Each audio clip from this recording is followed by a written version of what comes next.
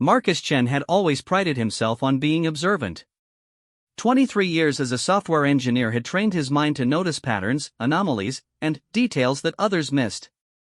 So when his new neighbor moved in 3 months ago, he couldn't help but catalog the oddities. She never received mail. No delivery trucks ever stopped at her house. Her garbage cans remained empty week after week, yet somehow she lived there.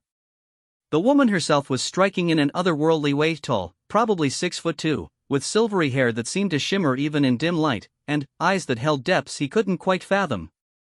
Mrs. Kaylin Voss, according to the nameplate on her mailbox, kept to herself. She wore long sleeves even in the blazing Arizona heat, and Marcus had never seen her during daylight hours. Only in the evenings would he catch glimpses of her tending to a garden that shouldn't have been able to thrive in the desert climate, yet somehow flourished with plants he didn't recognize. Marcus lived alone in his modest 2-story house, a comfortable existence built around routine and predictability. His ex-wife Sarah had taken their golden retriever Max when she moved to Portland 2 years ago, leaving him with an empty house and a preference for solitude. He worked remotely, ordered groceries online, and found peace in his workshop where he tinkered with electronics and robotics projects. The knock came on a Tuesday evening in October, just as Marcus was debugging a particularly stubborn piece of code. 3 soft raps, so gentle he almost dismissed them as settling house noises. When the sound repeated, more insistent this time, he reluctantly saved his work and padded to the front door in his socks. Through the peephole, he saw her. Mrs. Voss stood on his porch, and, even through the distorted fisheye lens, Marcus could see she was trembling. Her usual composed demeanor had cracked, replaced by something that looked remarkably like fear. He opened the door, and immediately noticed her appearance was different. Her silvery hair, usually perfectly arranged, hung loose and disheveled. Her pale skin seemed almost translucent in the porch light, and those enigmatic eyes now held a desperate urgency. "Mr. Chen," she said, her voice carrying an accent he'd never been able to place. "I need your help. Please." Marcus hesitated. He'd lived next to this woman for months without exchanging more than polite nods. Now she stood before him looking like she'd seen a ghost, asking for help he wasn't sure he could provide. "What's wrong?" he asked, stepping aside to let her in. She entered his living room and immediately began pacing, her long fingers ringing together in what appeared to be a nervous habit. "I know this is presumptuous," she began, then stopped, studying his face intently. "You work with technology, yes? Computers, electronics?" "Software engineering, mostly," Marcus replied, growing more puzzled by the second. "Some hardware projects on the side. Why?" Kaylin stopped pacing and faced him directly. In the better light of his living room, Marcus could see that her skin had an unusual quality to it, almost like it was faintly luminescent. Her eyes, which he'd thought were gray, seemed to shift between colors, now silver, now pale blue, now something that might have been violet. "Mr. Chen, what I'm about to tell you will sound impossible," she said, her voice steady despite the fear in her expression. "But I need you to listen with an open mind, because both our lives may depend on it." Marcus felt a chill run down his spine. "Okay," he said slowly. "I'm listening." Kaylin took a deep breath, and, when she spoke again, her words changed everything Marcus thought he knew about the world. "I am not from this planet," she said simply. "My name is Kaylin Vostal, and I am a refugee from a star system you call Vega. 3 months ago, I lost my bondmate in an attack on our settlement ship. I've been hiding here ever since, but they've found me." Marcus stared at her, waiting for the punchline or the reveal that this was some elaborate prank. When neither came, he felt his analytical mind struggling to process the information. "You're saying you're an alien," he said flatly. "Yes. From outer space. From Vega, specifically. 25 light-years from here." Marcus sat down heavily on his couch, running his hands through his hair. "This is crazy. You know this is crazy, right?" Instead of answering, Kaylin rolled up her left sleeve, revealing her forearm. Marcus's breath caught in his throat. Her skin was definitely luminescent, with a faint network of what looked like silver veins running just beneath the surface. But it was her hand that made him truly believe. She had 6 fingers, each longer and more delicate than human fingers should be. As he watched, those fingers began to glow with a soft, warm light that pulsed gently like a heartbeat. My people call it soul light, she explained, noting his amazement. It's how we communicate emotions when words are insufficient. Right now, it's showing my fear. Marcus reached out instinctively, then caught himself. Can I? She nodded, extending her hand toward him. When their skin made contact, Marcus felt a strange warmth, and, for just a moment, he could have sworn he sensed her emotions, the crushing weight of grief, the sharp edge of terror, and, underneath it all, a desperate hope. My bondmate Tall was a healer, Kaylin continued, pulling her sleeve back down. We came here as part of a peaceful research mission, studying your planet's biodiversity. We had permission from your government's hidden departments. Yes, Mr. Chen, your leaders know about us. Have known for decades. How many of you are there? Marcus asked, his engineer's mind already racing to understand the logistics. On Earth? Perhaps 200, scattered across your globe in small groups. We're scientists, mostly. Botanists, geologists, anthropologists. We came to learn, not to conquer. But, something went wrong. Kaylin's expression darkened. Not with us. With another species. The HFY. They're. She paused, searching for the right words. Think of them as cosmic raiders. They follow peaceful settlements across the galaxy, waiting for us to do the hard work of making contact and establishing trust. Then, they move in to strip planets of their resources. Marcus felt his world tilting on its axis. And, they're here now? 3 of their ships entered your solar system last week, Kaylin confirmed. They attacked our settlement ship while it was hidden behind your moon. Tal and 37 others died in the initial strike. The rest of us scattered to our safe houses across Earth, but they're hunting us down one by one. Why come to me? Marcus asked. I'm just a software engineer. I fix bugs and write code for a living. Kaylin's eyes met his, and he saw something that looked like hope flickering in their depths. Because, Mr. Chen, in my 3 months of observing you, I've learned something remarkable about human beings. You don't just solve problems, you create solutions that shouldn't be possible. Your entire species has a talent for taking basic components and building something extraordinary. She gestured toward his workshop, visible through the open doorway. I've watched you take broken electronics and transform them into devices that work better than their original design. Last month, you built some kind of communication array that should have required components you don't have access to, yet somehow you made it work with spare parts and creativity. Marcus flushed slightly. The project she was referring to had been a ham radio setup he'd modified to bounce signals off the ionosphere more efficiently than traditional designs. He'd been proud of the innovation, but hearing an alien describe it made him realize perhaps he'd accomplished more than he'd thought. The HFY use quantum communication networks, Kaylin continued. Instantaneous communication across vast distances, impossible to intercept or jam with conventional technology. But, their equipment follows standard galactic engineering principles. Efficient, predictable, logical. And, you think I might be able to find a weakness?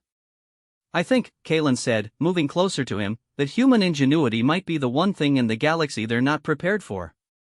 Your species has a gift for unconventional solutions. You've built a technological civilization in just a few thousand years, accomplishing things that took my people tens of thousands of years to develop. Marcus stood and began pacing, his mind already working on the problem.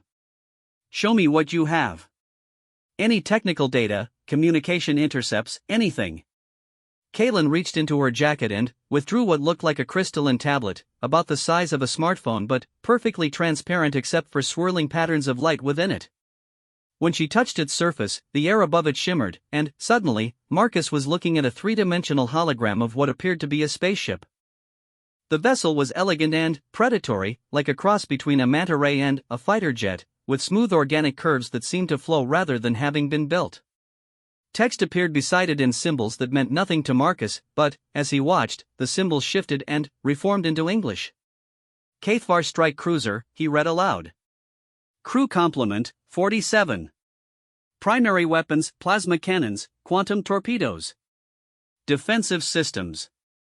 Marcus trailed off as he read the specifications. The technology was centuries beyond anything Earth had developed.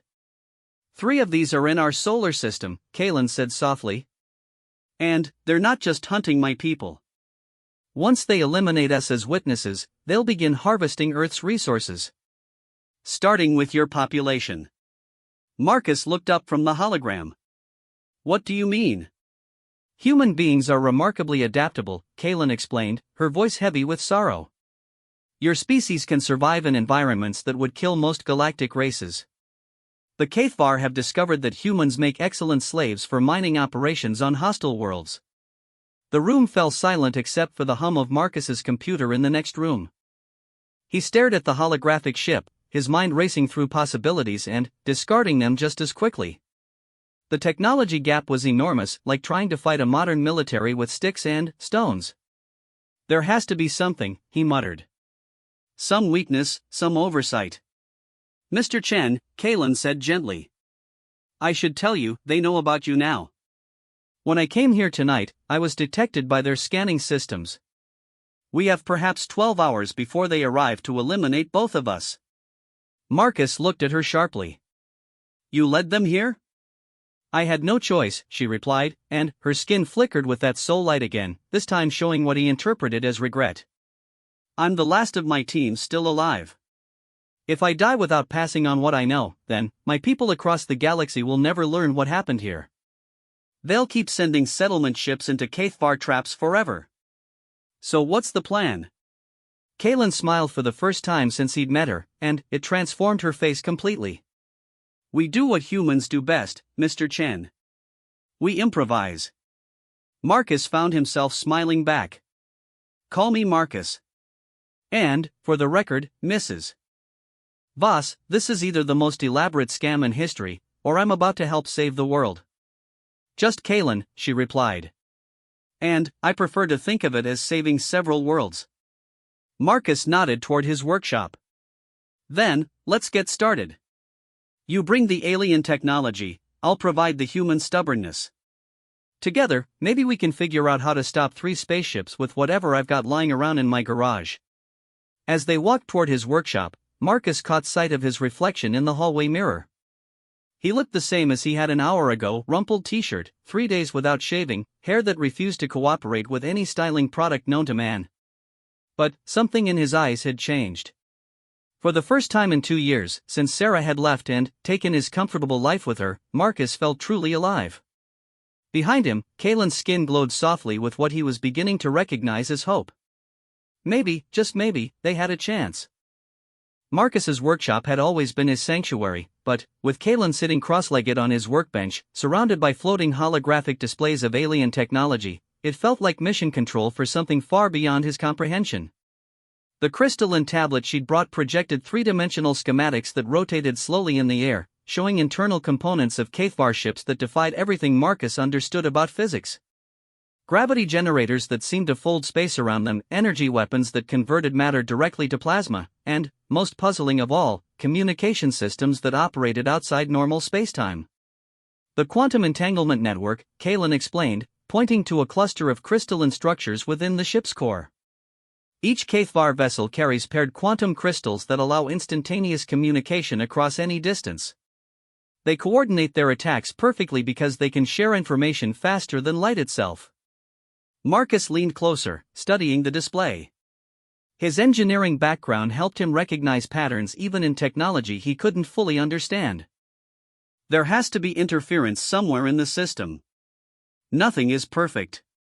That's just it, Kalen said, her frustration evident in the way her skin flickered with orange highlights. Galactic engineering is perfect, by your standards. These systems are refined over millions of years, tested in every conceivable environment. They don't fail. But, they're predictable, Marcus countered. You said so yourself. If they follow standard practices, then, they're following rules. He grabbed a marker and started sketching on a whiteboard mounted on the wall. In programming, we have something called edge cases, situations that occur at the extreme operating parameters of a system. They're rare, but they can cause catastrophic failures. He drew a simple diagram showing input parameters and system responses. Every system has assumptions built into it. What if we could create a scenario their engineers never considered? Kaylin tilted her head, studying his diagram. What kind of scenario? Marcus tapped the marker against his lips, thinking. Tell me about quantum entanglement as you understand it. Not the physics, the practical limitations. The crystals must be precisely tuned to each other, Kaylin replied. Any deviation in their resonance frequency breaks the connection. The HFY grow these crystals in zero-gravity workshops, ensuring perfect atomic alignment. Perfect alignment, Marcus repeated. So they're rigid systems. They can't adapt to unexpected interference. What are you thinking? Marcus turned to his computer and started pulling out files. Last year, I was working on a project for the National Weather Service. They needed a way to disrupt tornado formation using coordinated electromagnetic pulses. The theory was that you could break up the rotational patterns by introducing chaotic frequencies at specific intervals. He showed her a simulation of intersecting wave patterns. It never worked for weather control, too many variables. But what if we could apply the same principle to quantum entanglement? Create electromagnetic chaos that forces their crystals out of alignment? Kaylin's eyes widened, and her skin began glowing with excitement. You want to jam their quantum communications? More than that, Marcus said, his voice growing excited as the idea took shape. If we can disrupt their coordination systems, they'll have to rely on conventional communication methods. That means radio signals traveling at light speed instead of instantaneous quantum links. But they're still faster than anything Earth has, Kaylin pointed out. True, but now they have delays. And delays create opportunities for mistakes. Marcus turned back to his whiteboard and began drawing frantically. If we can force them to use radio communication, then we can intercept their signals. Monitor their tactics. Maybe even feed them false information. Kaylin stood and began pacing, her long strides carrying her back and forth across the small workshop. It's audacious, she said. But even if we could build such a device, we'd need enormous power to affect ships in orbit. Marcus grinned. Leave that part to me. I've been working with the local ham radio club on something they don't know is theoretically impossible. He led her to a corner of the workshop where a complex array of antennas and amplifiers sat connected to what looked like a home-built supercomputer. High-frequency atmospheric resonance amplifier, he explained proudly. It uses the ionosphere as a natural amplification medium. Feed it the right frequencies, and you can bounce signals off atmospheric layers to reach anywhere on the planet. Could it reach orbit? With modifications, probably. But, Kaylin, I need to understand something about your technology. These holographic displays, this crystalline tablet, how do they work? She picked up the tablet and held it out to him. Crystalline matrices that resonate with quantum fields. They can process and display information by manipulating probability waves. Marcus took the device carefully, amazed by its weightlessness. The moment his fingers touched the surface, he felt a strange tingling sensation, as if the crystal was analyzing him at a molecular level. Incredible, he whispered. This isn't just technology, it's technology that thinks. All vegan tools are partially sentient, Kaylin confirmed. We don't build devices, we grow them. And they grow to understand their users. An idea sparked in Marcus's mind. What if we could teach your devices to work with human technology? Create a hybrid system that combines vegan processing power with human adaptability? Kaylin's skin flashed brilliant white, the strongest emotional response he'd seen from her yet. That's never been attempted. The quantum matrices might reject human bioelectric patterns. Or they might adapt, Marcus countered. You said yourself that humans are unusually adaptable. Maybe our technology is too. He set the tablet on his workbench next to his computer and began connecting cables. Let's start simple. Can your device interface with digital signals? I don't know, Kaylin admitted. But the matrix is designed to learn. Marcus connected a USB cable to a small adapter he'd built for unusual input devices, then carefully touched the other end to the crystalline surface of the tablet. For a moment, nothing happened. Then, the crystal began to pulse with rhythmic light, and his computer screen flickered. Lines of code began appearing on the monitor, not code that Marcus had written, but something else entirely. The programming language was unlike anything he'd ever seen, yet somehow he found he could understand its basic structure. "It's learning," Kalen breathed. "The Matrix is analyzing your computer's operating system and creating compatible protocols." "More than that," Marcus said, watching in fascination as the alien code began interfacing with his own programs.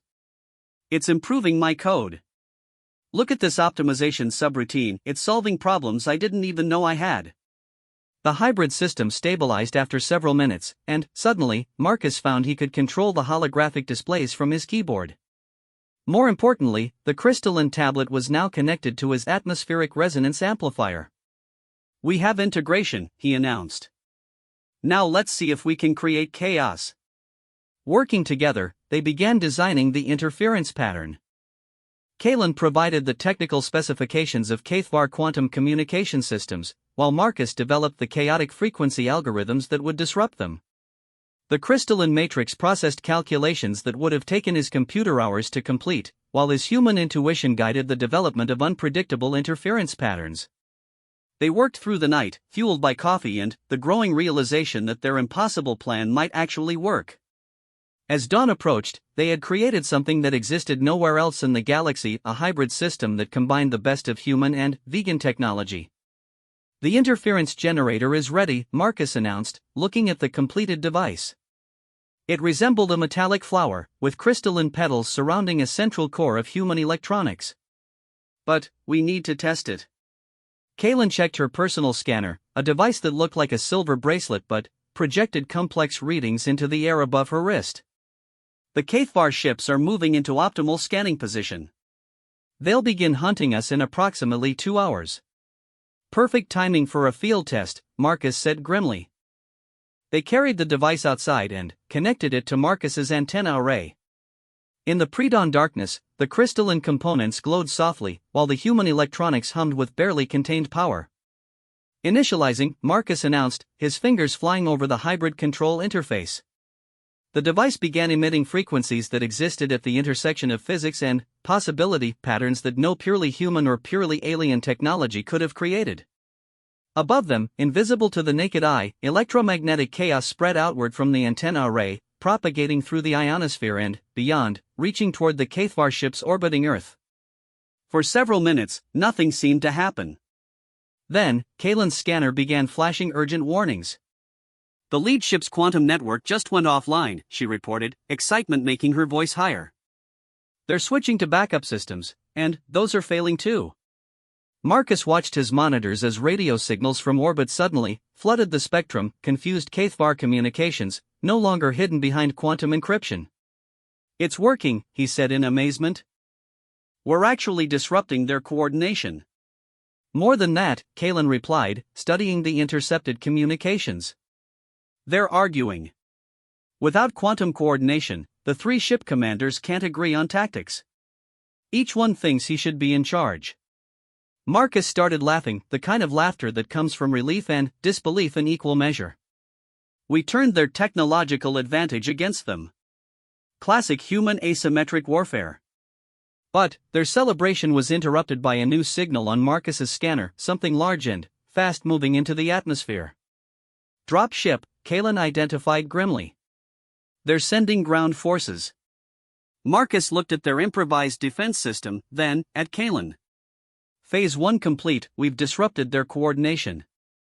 Ready for Phase 2? "What's Phase 2? Marcus grinned, and, for the first time since Sarah had left, he felt completely confident in his abilities. "We show them what humans do when our backs are against the wall. We get creative." The dropship's engines grew louder as it approached their neighborhood, but Marcus was already moving, gathering equipment and preparing for the next stage of their impossible plan. "Kalen," he said, "I hope your people keep good records, because what we're about to do is going to change the way the galaxy thinks about Earth forever."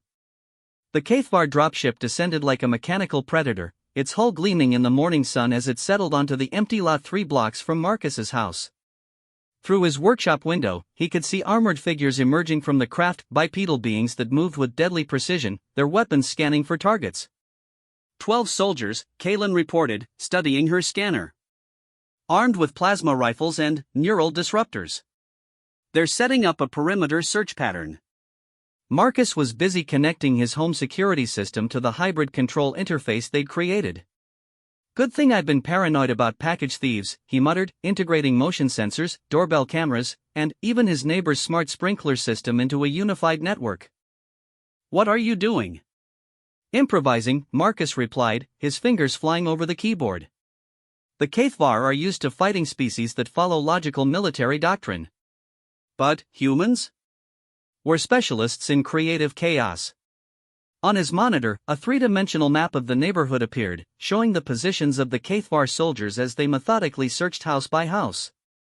The hybrid system had intercepted their communications, translating their harsh language into English subtitles that appeared in the air above the display. Squad leader Vex to forward units, the translation read. Maintain interval spacing. The female is a non-combatant. The human is technologically primitive. Marcus grinned. Famous last words. Kaylin, can your crystal matrix interface with household electronics? If they have any form of electromagnetic signature, yes. Why? Because I'm about to turn this entire neighborhood into a weapon. Working quickly, Marcus began connecting every electronic device within a 6-block radius to their control system. Smart refrigerators, tablet computers, electric car charging stations, LED streetlights, even digital watches all became nodes in an improvised network that existed nowhere in galactic military manuals.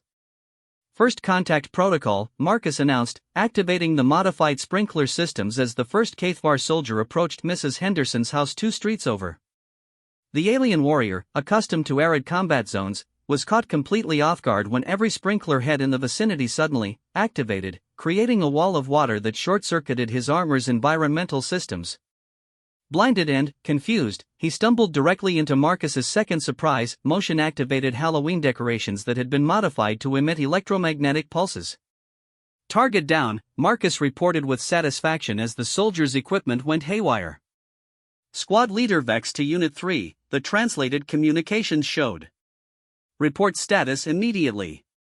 But Unit 3 was too busy fighting a battle against lawn ornaments that had suddenly come to life, courtesy of hidden servos and Marcus's remote control system. The 8-foot inflatable Santa Claus had been weaponized with industrial-grade electromagnets that played havoc with HFY targeting systems. This is madness, Kaylin said, watching the display with a mixture of horror and admiration. This is human warfare, Marcus corrected. We don't have energy shields or plasma weapons, so we use what we have. Psychology, misdirection, and really aggressive landscaping. The HFY soldiers regrouped and began a more cautious advance, but Marcus was ready for them. Traffic lights began cycling rapidly, creating confusion and disorienting their formation. Car alarms activated in sequence, masking the approach of Marcus's most ambitious improvisation, a small army of household robots that he'd networked together and equipped with modified electronics from his workshop. Roombas armed with electromagnetic pulse generators rolled silently through the streets. Alexa devices had been reprogrammed to emit ultrasonic frequencies that interfered with HFY neural implants. Even the ice cream truck's melody had been weaponized. Marcus had discovered that certain frequency combinations caused feedback loops in alien communication systems. Squad leader Vex to command ship, the increasingly frantic translations showed. We are encountering unexpected resistance. The human appears to have converted his entire habitat into some form of defensive installation.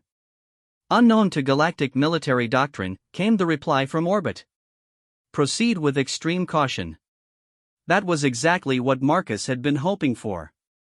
Confused enemies made mistakes, and the HFY were clearly outside their comfort zone.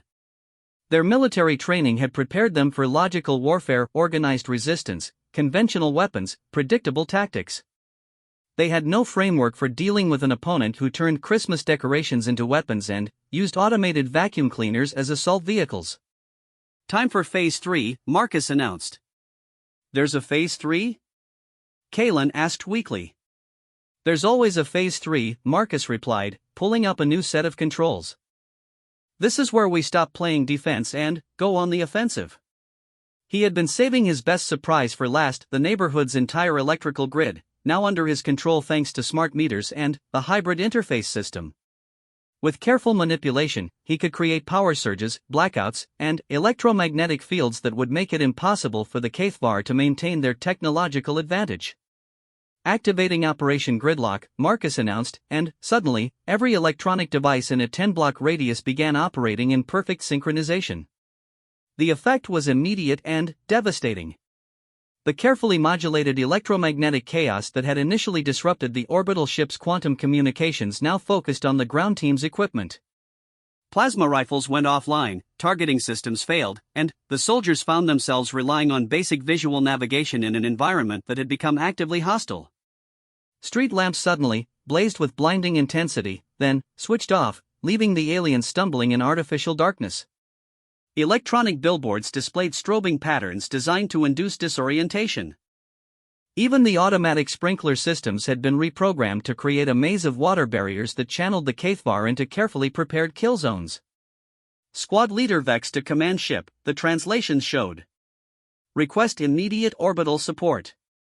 The human has demonstrated capabilities beyond our intelligence estimates. Negative, came the reply. Orbital bombardment would destroy the specimens we need. Adapt and overcome. But adaptation was exactly what the HFY couldn't do. Their military doctrine was based on technological superiority and overwhelming force. When faced with an opponent who turned their own assumptions against them, they had no protocol to follow. Marcus watched with grim satisfaction as the alien soldiers became increasingly scattered and confused. 3 were trapped in a parking garage where the automatic doors had been programmed to create an inescapable maze. 2 more were pinned down behind a bus stop by a coordinated assault from modified lawn sprinklers and car alarms. The remaining soldiers had taken shelter in what they thought was an abandoned building, not realizing that Marcus had turned the entire structure into an electromagnetic dead zone. "This is incredible," Kaylin said, her skin glowing with what Marcus now recognized as excited admiration. "You've neutralized an entire military unit using nothing but household appliances and creative thinking." "Not quite neutralized," Marcus corrected. "Confused and scattered. But they'll adapt eventually, and we still have 3 spaceships in orbit. Time for the grand finale." He turned to the crystalline tablet and began inputting a new set of commands, not for the neighborhood's electronic systems, but for the hybrid interface itself. "What are you doing now?" "Something that's either brilliant or completely insane," Marcus replied. "I'm going to use our hybrid system to hack their ships directly." Kaylin's eyes widened. "That's impossible. HFY computer systems are quantum encrypted with security protocols that took millennia to develop." "But they're still following rules," Marcus pointed out. "And every rule can be broken if you approach it from an unexpected angle." He had noticed something during their earlier work with the quantum interference patterns. The HFY systems, for all their sophistication, operated on principles of logical efficiency. They assumed that any attempt to interface with their networks would follow established protocols for galactic communication. Marcus's hybrid system, however, didn't follow any established protocols.